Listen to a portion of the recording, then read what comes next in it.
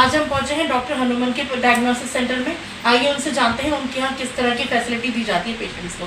Doctor साहब नमस्ते। जी जी नमस्कार, आप सभी का स्वागत है। थैंक यू भैया।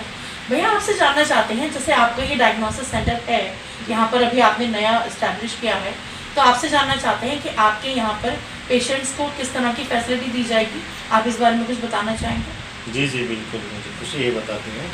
अभी हमने रिसेंटली इस महीने से यहाँ पे पूरा कंप्लीट डायग्नोस्टिक सेंटर की फैसिलिटीज स्टार्ट की है, जिसके लिए मतलब कंप्लीट एक तरह से हेल्थ सर्विस का one of the most important factor आता है, क्योंकि किसी भी मरीज़ का मतलब इलाज करना है तो उस पर एक मतलब डायरेक्शन बहुत ज़रूरी होती है। तो उसी वो जो डायरेक्शन डिसाइडिंग जो फैक्टर होते हैं वो हमारे डायग्नोस्टिक सेंटर में सारे उपलब्ध है। जैसे कि अल्ट्रासाउंड की सुविधा उपलब्ध है, एक्सरे की सुविधा उपलब्ध है, सीटी स्कैन की सुविधा उपलब्ध है, एंड सारे ऑल ब्लड इन्वेस्टिगेशंस की भी सुविधा उपलब्ध है। भैया आपसे एक बात जानना चाहते हैं, जैसे आपके यहाँ पर आयुष्मान कार्ड वगैरह की, जैसे अगर किसी का है तो उसको फैसिलिटी वगैरह दी जाएगी? जी जी जी बिल्कुल, मुझे ये बताते हुए बहुत खुशी महसूस हो रही है।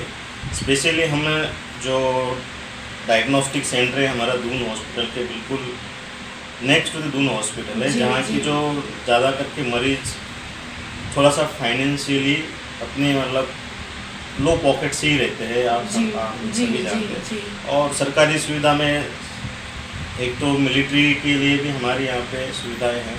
तो जिनका थोड़ा सा मतलब फाइनेंशियली पुअर है, ऊपर से जिनके पास आयुष्मान कार्ड है, और जितनी भी हमारी उत्तराखंड स्टेट की जितने भी मिलिट्री में सर्विस करने वाली फैमिलीज़ हैं, उन सभी परिवारों के लिए हमारे यहाँ पे खास सुविधा हमने उपलब्ध करवाई है। स्पेशली एक अच्छा खासा हमने मतलब जो मार्केट रेट पे या जो स्टैंडर्ड प्रोटोकॉल की जो प्राइस है उसमें हमने अच्छी खासी राहत देने की कोशिश की है। तो बहुत अच्छी बात है।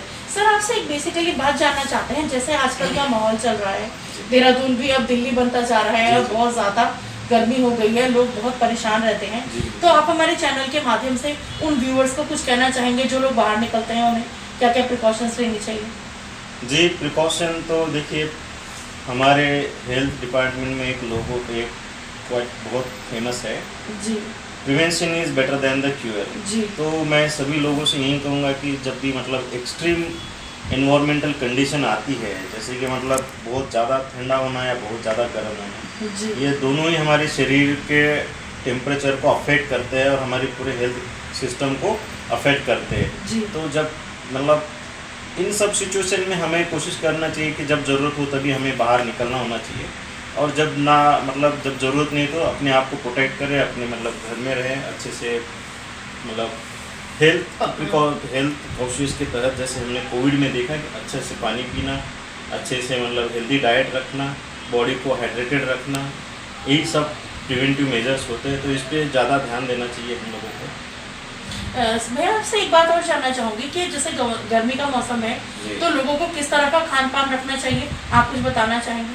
जी जी बिल्कुल, गर्मियों के मौसम में क्या है कि बॉडी से काफ़ी स्वेट निकलता है, हम सभी देखते हैं जब भी गर्मी से बाहर निकलते हैं तो जो बॉडी से जो स्वेट आता है इस तरह से कि मतलब हमारे शरीर का पानी कम हो रहा है बेसिकली, तो उसको हमें रिफिल करना चाहिए। जो भी बॉडी से बाहर मतलब हीट के थ्रू जो स्वेट हो रहा है उसमें हमारे बॉडी का काफ़ी डिहाइड्रेशन हो रहा है, पानी बाहर निकल रहा है, तो उसको हमें बॉडी को हेल्दी रखने के लिए बेसिकली वही है कि अगर कुछ जा रहा है तो अंदर भी पुश करना चाहिए। तो हमें मतलब उसको रिफिल करने के लिए अच्छी खासी मतलब पानी का सेवन करना चाहिए, कम से कम 3 से 5 लीटर बिल्कुल पानी पीते रहना चाहिए। और स्पेशली जो हमारे स्वेट होता है उसमें क्या है कि साल्टेड वाटर जब स्पेसिफिकली बाहर निकलता है तो उसको कॉम्पेंसेट करने के लिए हमें जैसे मतलब लेमन वाटर को अगर हेल्दी मतलब घर का ही लिक्विड है जो काफ़ी हेल्दी रहता है, आज से नहीं बहुत एंशिएंट टाइम से, तो उसको ज़्यादा से ज़्यादा इन सब चीज़ों पे ध्यान रखना चाहिए।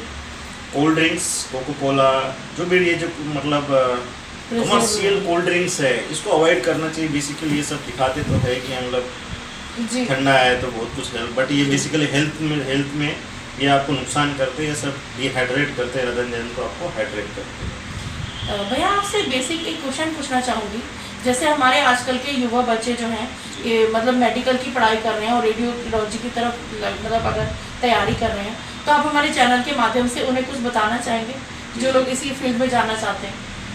जो भी बच्चे MBBS या डॉक्टर बनने या कोई भी मेडिकल फील्ड की तरफ बढ़ना चाहते हैं उन सभी को मेरी बहुत सारी शुभकामनाएं। और हमारे इंडिया जैसे नेशन को यूथ जनरेशन एक with working spirit youth generation की काफ़ी ज़रूरत है। तो मैं चाहूँगा कि मैक्सिमम लोग हमारे हेल्थ डिपार्टमेंट को ज्वाइन करें और जो डॉक्टर पेशेंट रेशियो होता है उसको आने वाले फ्यूचर टाइम में थोड़ा सा बेहतर बनाने की कोशिश करें।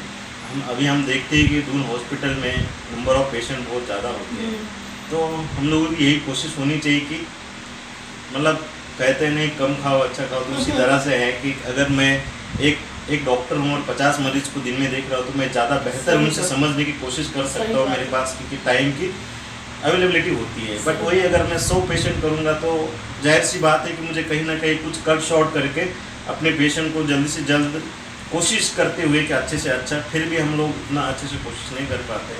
तो ये जो डॉक्टर पेशेंट रेशियो वो आने वाले टाइम में थोड़ा सा बेहतर हो जाए, जैसे कि जितने भी अदर डेवलप्ड कंट्रीज़ है, यूरोपियन कंट्रीज है, उनके तरफ हम जाने की कोशिश करें।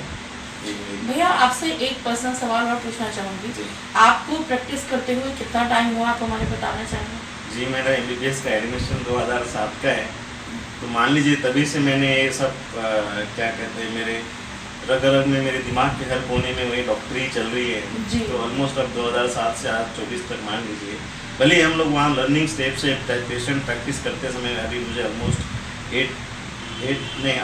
11 ईयर्स हो गए कि मैं पेशेंट को देख रहा हूँ, बट लर्निंग स्टार्ट हुआ है वो मेरा 2007 से शुरू हुआ है।